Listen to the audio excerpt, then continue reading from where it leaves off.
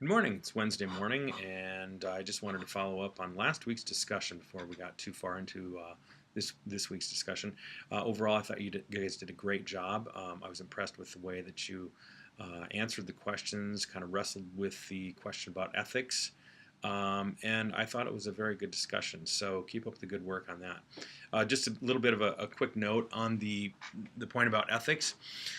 Um, it's interesting that these two studies, the Milgram and the Zimbardo experiments, continue to be two of the most compelling and probably the most famous studies, at least in psychology, um, even though it would be very difficult, at least in the US, to replicate them today.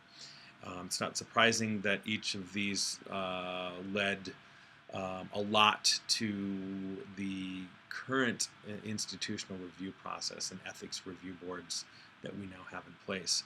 Um, it, Interesting in that there have been a couple of attempts to replicate at least the Milgram study, and as you might imagine, it becomes very difficult to do so. There was just a few years back someone that tried to replicate this, and with the caveat they could do it, but they could only go to about 115 on the shock generator, which is, as you know, very low. They went to 450 volts in the original study.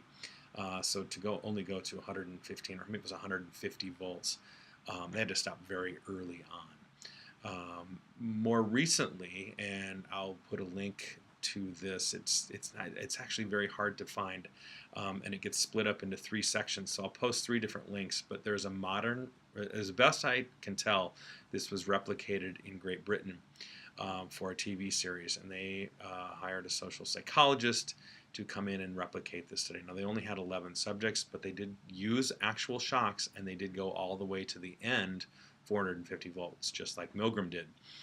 How they got this through the IRB panels is beyond me. I have no idea. It would not happen in this country.